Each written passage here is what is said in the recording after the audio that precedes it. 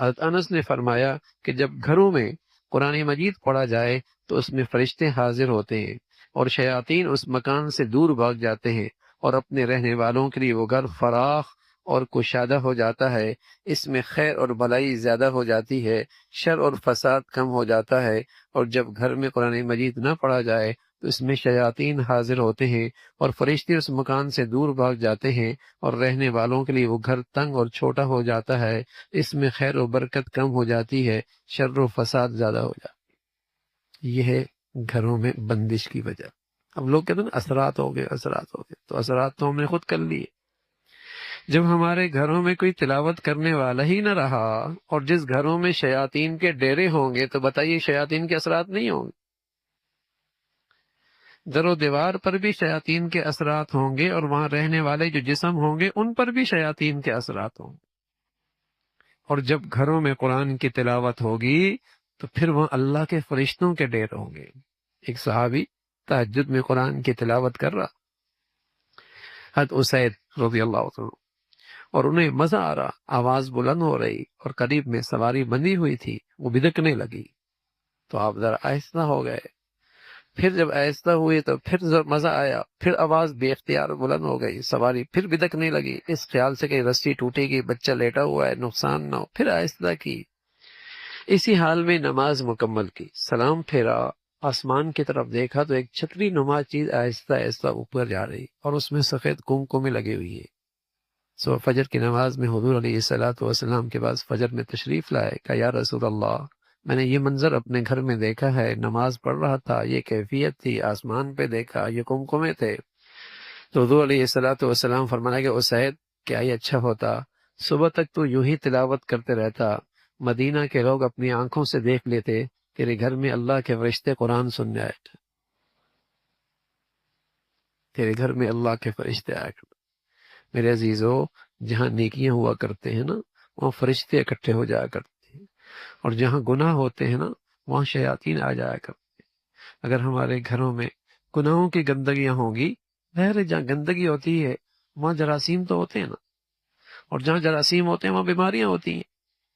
جہاں گندگیاں ہوتی ہیں وہاں جراثیم ہوتے ہیں، وہاں پھر بیماریاں ہوتی ہیں۔ تو ظاہر ہے جہاں گناہ ہوں گے وہاں شیاطین ہوں گے، وہاں پھر ٹوٹ پھوٹ ہوں گے۔ کیا مطلب؟ وہ گھر تنگ ہو جائے گا، گھر میں لطف ختم ہو جائے گا، گھر میں مزہ ختم ہو جائے گا، گھر میں سکون ختم ہو جائے گا، گھر میں محبتیں ختم ہو جائیں گی، گھر میں آپس کا پیار ختم ہو جائے گا۔ کیا مطلب؟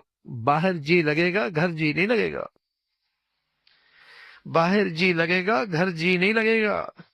یہ گھر تنگ ہو گیا، یہ نہیں کہ وہ جھونپڑی ہوگی، یہ نہیں کہ وہ ایک کمرے کا گھر ہوگا، نہ ایک کمرے کا جھونپڑی گھر بھی بڑا فراخ ہوتا ہے، دل کرتا ہے گھر جاؤں، مزہ آتا ہے، سکون آتا ہے، محبت ہوتی ہے، پیار ہوتا ہے۔ اور جب گناہوں کی نحوست ہوتی ہے، محل نما گھر ہیں، ہاں، جسے کہیں کہ کنالوں کے کنال پہ گھر ہیں، لیکن نہ محبت ہے، نہ سکون ہے، نہ چین ہے، نہ ایک دوسرے کا بیٹھنے کا دل کرتا ہے، نہ ایک دوسرے سے بات کرنے کا دل کرتا ہے۔ یہ ہے گھر کی تنگی، یہ ہے گھر کی تنگی۔ اور بھائی، اللہ کے نبی کا ارشاد ہے کہ جب گھروں میں قرآن نہیں ہوگا تو یہ ہوگا، اور ہو رہا ہے۔ جب گھروں میں تلاوت قرآن نہیں ہوگی تو یہ ہوگا، اور ہو رہا ہے۔ کوئی ایسا فلسفہ نہیں کہ زمین پہ ایسا فلسفے پر کوئی منظر نظر نہ آ رہا ہو، ہر جگہ نظر آ رہا ہے۔ اور جہاں قرآن کی تلاوت ہوگی وہاں خیر و برکت ہوگی، وہاں نور ہوگا، وہاں سکون ہوگا۔ تو بھائی کیا ہی اچھا ہے، اللہ ہمیں زندگی بھر تلاوت قرآن کا معمول نصیب فرما دے، اور ہمیں بھی، اور ہماری گھر کی عورتوں کو بھی، ہمارے بچوں کو بھی، ہماری بچیوں کو بھی، یعنی ایسا معمول ہو جائے کہ ہمارا گھر کا کوئی فرد روحانی ناشتے کیے بغیر دن گزارے نہیں۔ یہ روحانی ناشتہ ہے، یہ روح کی غذا ہے۔ یہ دل جب بیمار ہوتا نا تو قرآن اس کی دوا ہے، اور جب دل صحت مند ہوتا ہے تو قرآن اس کی غذا بن جاتی ہے۔ یعنی قرآن دوا بھی ہے، غذا بھی ہے، بیماروں کے لیے اس میں علاج ہے، اس سے دل میں رقت اور نور پیدا ہوتا ہے۔ اور جب صحت مل جاتی ہے تو تلاوت قرآن کے بغیر مزہ ہی نہیں آتا، تلاوت قرآن کے بغیر چین ہی نہیں آتا۔ غذا جو ہے، ناشتہ نہ ہو، دوپہر کھانا نہ ہو، رات کھانا نہ ہو، بھوک تو لگتی ہے، ایسی جب صحت مند آدمی ہو جاتا ہے، تلاوت قرآن اس کی غذا بن جاتی، اس کے بغیر دن میں مزہ ہی نہیں آتا۔ تو آدمی ایک معمول بنا لے۔ ہم یہ نہیں کہتے آپ پہلے دن ہی 2 سپارے پڑھ لیں، 5 سپارے، آپ بے شک 1 پاؤ پڑھیں، پھر آدھا پاؤ کر دیں، پھر آدھا سپارہ کر دیں، پھر 3 پاؤ کر دیں۔ 1 سپارہ کم از کم ایک مسلمان کا روزانہ کا معمول ہو۔ کتنی دیر لگتا ہے؟ یعنی ناظرہ پڑھنے والا بھی آدھا گھنٹے میں پڑھ لیتا ہے۔ 15 منٹ صبح پڑھ لے، 15 منٹ رات کو سونے سے پہلے پڑھ لے۔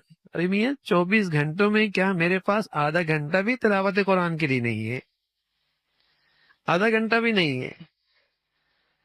تو اگر روزانہ اگر 1 سپارہ بھی ہو جائے، شروع آپ بے شک پاؤ سے کریں، آدھا سپارے سے کریں، لیکن معمول ہو مہینے میں 1 قرآن ختم ہو جائے، اور یہی ہمارے گھر کی عورتوں کا معمول بن جائے، برکت ہوگی، رحمت ہوگی، آپ اپنے اندر تازگی محسوس کریں گے، توانائی محسوس کریں گے۔ یہ توانائی ہے، طاقت ہے۔ آپ اپنے اندر ہمیشہ تازگی محسوس، یہ غذا ہے، یہ نہیں ملے گی آدمی اندر سے مرجھا جائے گا، آدمی اندر سے مرجھا جائے گا۔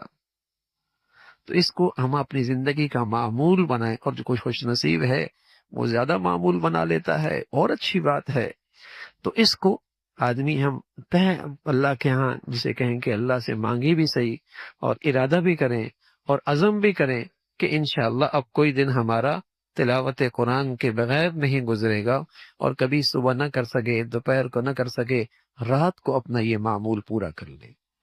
اور خدا نہ خواستہ ہم 1 سپارے کا معمول تھا اور پھر نہیں ہو پایا، تو کچھ نہ کچھ کر لیں تاکہ ناغہ نہ ہو، اور ناغے کی نحوست نہ ہو۔ تو اللہ کی ذات سے امید ہے بھائی، انشاءاللہ ہمیں بھی قرآن کی اور تلاوت قرآن کی برکتیں نصیب ہوں گی۔ اللہ ہم سب کو اس کی توفیق نصیب فرمائے۔